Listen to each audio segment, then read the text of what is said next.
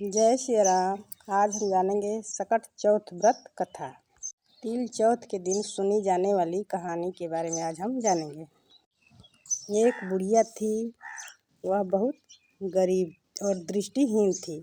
उसके एक बेटा और बहू थे। वह बुढ़िया सदैव गणेश जी की पूजा किया करती थी। एक दिन गणेश जी प्रकट होकर उस बुढ़िया से बोले, बुढ़िया माता, तू जो चाहे सो मांग ले। बुढ़िया बोली, मुझे तो मांगना नहीं आता, कैसे और क्या मांगूं। तब गणेश जी बोले, अपने बहू बेटे से पूछकर मांग ले। तब बुढ़िया अपने बेटे से पूछी, मैं गणेश जी बोल रहे हैं तो क्या मांगूं।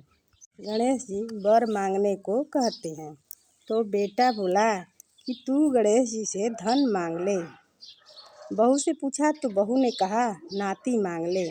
तब बुढ़िया ने सोचा कि ये तो अपने अपने मतलब के बात कह रहे हैं।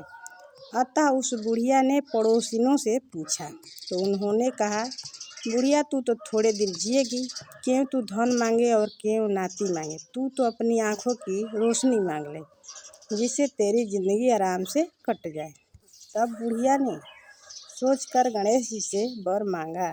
बुढ़िया बोली कि यदि आप मुझ पर प्रसन्न हैं तो गणेश जी मुझे 9 करोड़ की माया दे, निरोगी काया दे, अमर सुहाग दे, आँखों की रोशनी दे, नाती दे, पोता दे और सब परिवार को सुख दे और अंत में मोक्ष दे।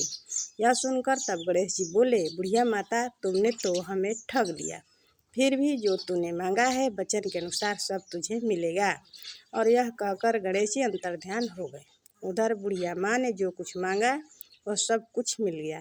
हे गणेश जी महाराज, जैसे तुमने उस बुढ़िया माँ को सब कुछ दिया वैसे ही हम सब भक्तों को भी देना। बोलिए गणेश भगवान की जय। अब एक देवरानी जेठानी की कथा। एक देवरानी और जेठानी शहर में रहती थी। देवरानी गरीब थी और जेठानी अमीर थी। देवरानी हमेशा गणेश जी का पूजन और व्रत करती थी। देवरानी का पति जंगल से लकड़ी काट कर बेचता था। देवरानी घर का खर्च चलाने के लिए जेठानी के घर काम करती थी और शाम को बचा हुआ खाना लेकर जाती थी। माघ महीने में गणेश जी का व्रत सकट चौथ देवरानी ने रखा। उसके पास पैसे नहीं थे, इसीलिए उसने तिल व गुड़ का लाकर तिलकुटा बनाया। पूजा करके तिल चौथ की कथा सुनी और जेठानी के यहाँ काम करने चली गई।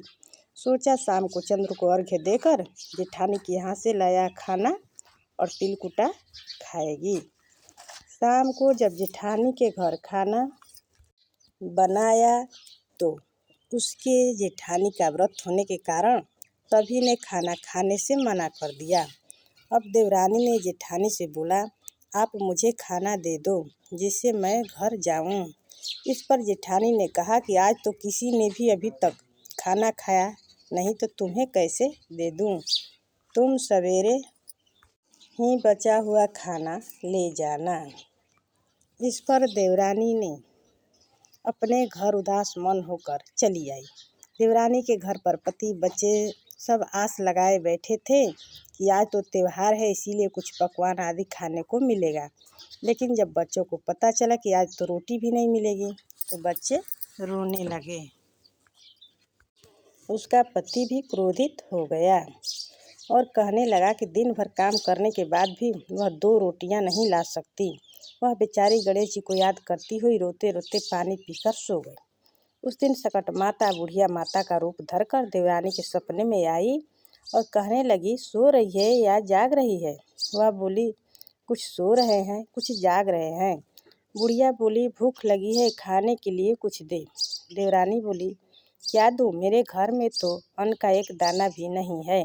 जेठानी बचा खुचा खाना देती थी, आज वो भी नहीं मिला। पूजा का बचा हुआ तिलकुटा छींटे में पड़ा है, वही खा लो।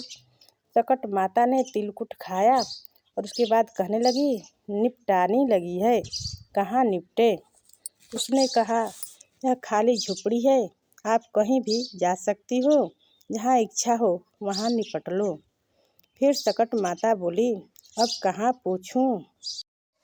अब तो देवरानी को बहुत गुस्सा आया कि वो कब से मुझे परेशान कर रही है। सो वो बोली कि मेरी साड़ी से पूछ लो। देवरानी जब सुबह उठी तो यह देखकर हैरान रह गई कि पूरा घर हीरो और मोतियों से जगमगा उठा है। उस दिन देवरानी जेठानी के काम करने नहीं गई। जेठानी ने कुछ देर तक तो राह देखी, फिर बच्चों को देवरानी को बुलावा भेजा। जेठानी ने सोचा कल तक खाना नहीं दिया था, इसीलिए शायद देवरानी बुरा मान गई हो। बच्चे बुलाने गए।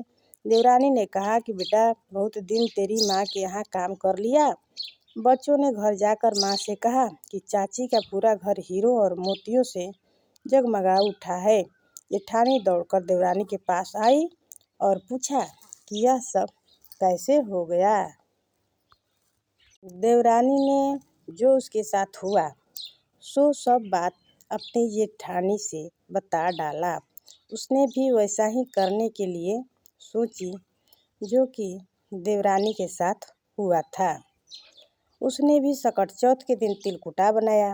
रात को सकटा माता सपने में भी आई और बोली भूख लगी है, मैं क्या खाऊं।